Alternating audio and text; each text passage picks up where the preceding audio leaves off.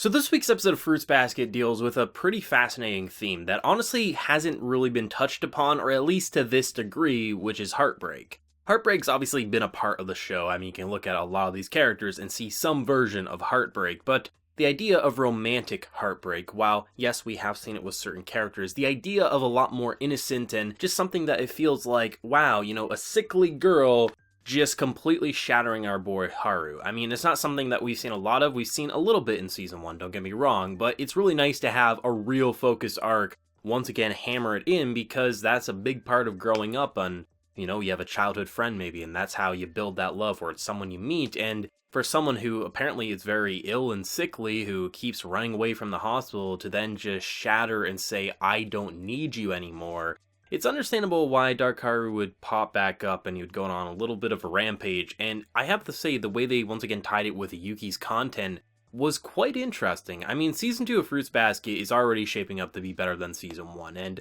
if you watch any of my videos from last season's, the reviews, I mean, I love Season 1, so that's not me saying like, yeah, it was an alright season and now we're getting into the good stuff. No, it was always good, it's just the good content is getting even better, which is kind of insane to think about. And characters like Haru, I think, really shine in episodes like these, which, yeah, for sure, I mean, it's their arc, right? So of course you would assume it's gonna really take priority, but it was really interesting how vulnerable and real and just overall raw his reactions felt. And just, once again, the idea of the Zodiac Curse just really plays into just the self-doubt and worries that a lot of people have when growing up. For him, I mean, he can literally turn into an animal and he runs wild, he destroys things, but that type of anger is very relatable to many people in a situation such as themselves, where if you had a girlfriend or a friend or a family member, someone who is ill and you feel like you love them and you want to help them and they push you away, it's understandable why some would lash out either with words or, in characters like Haru's case, with physical actions. And it's quite interesting to see how the idea of the Zodiac Curse, once again, it never feels like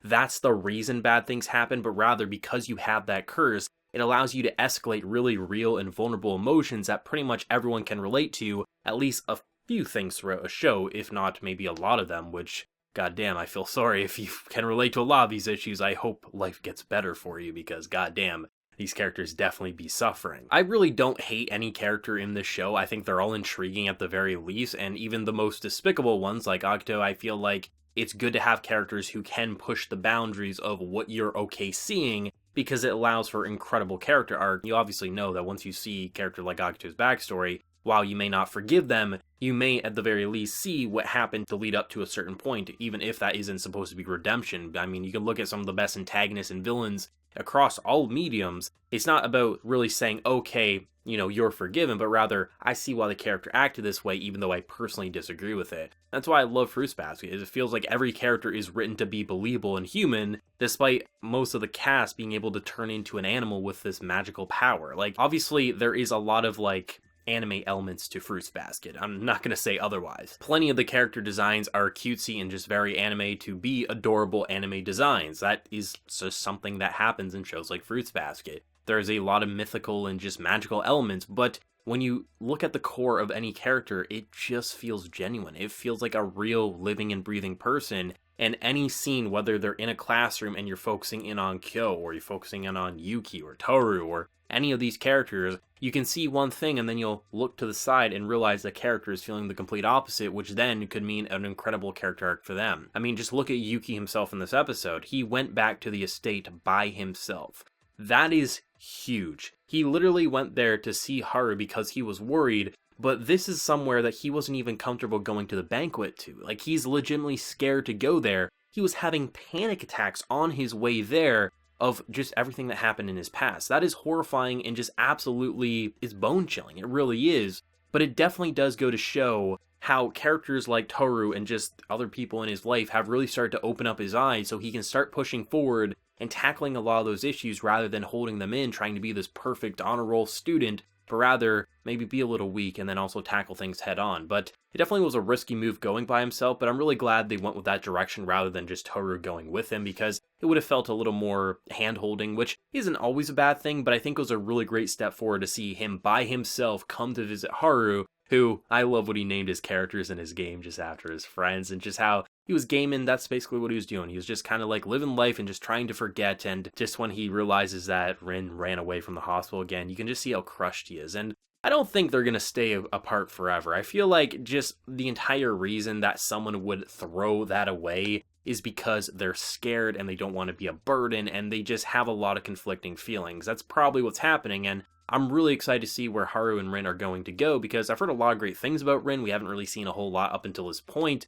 So I think there's going to be a lot of interesting possibilities both on the romantic side with them, the drama side with, I guess, any character at this point in time. I mean, she'd be popping up like a horror villain in this episode. Just, I'm like, okay, like, what are you doing with these dagger eyes? Why is this happening? And how the hell are you moving around so fast? God damn, you're supposed to be a dying sick girl. Like, what's going on here? So it's going to be really fun to see what they're going to take with that direction in terms of that narrative. But honestly, it's just interesting watching season 2 because on one hand, as I'm watching the episodes, I feel like, oh, you know, this is a nice middle ground pace. It feels like it's smooth, it's not too fast, not too slow.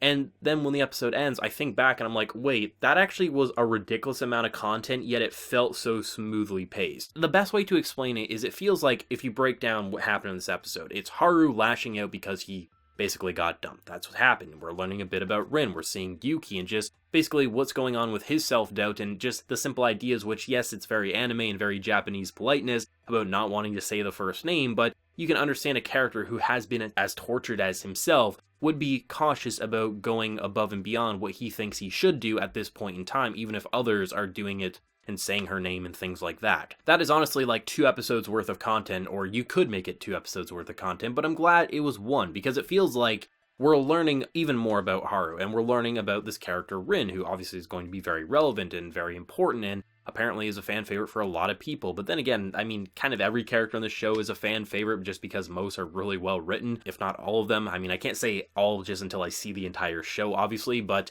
based on what I've seen up to this point, all the characters are well written. So yeah, everything's going to have a fan favorite, but I heard a lot of hype about Rin, and I'm really excited to see what they're going to take with her character, but most importantly, just some of the just smaller moments in just how they're going to affect characters. Like, you can look at Toru in this episode. She was waiting for Yuki to come home. Like, she made dinner and she wasn't eating, and yeah, gotta love Shigure came out and he's like, oh, is food ready? And he realized, like, what she was doing. He's like, oh, I guess I'll go do my emails first. Those little moments, I think, definitely go a long way, and it's never like it feels like Fruits Basket is just piling in the super big emotional, I saved your life moments. They're there, don't get me wrong, but a reason why characters like Yuki or Kyo, or just anyone, is evolving and changing and overcoming and facing their fears is because every day with these characters, and most importantly Toru, she's allowing for them to really tackle and see life in a completely different way, as she has her own flaws and vulnerabilities and insecurities that the others will hopefully continue to lift her out of her shell, and it's just going to be this very harmony kind of act where everyone's bringing everyone up, and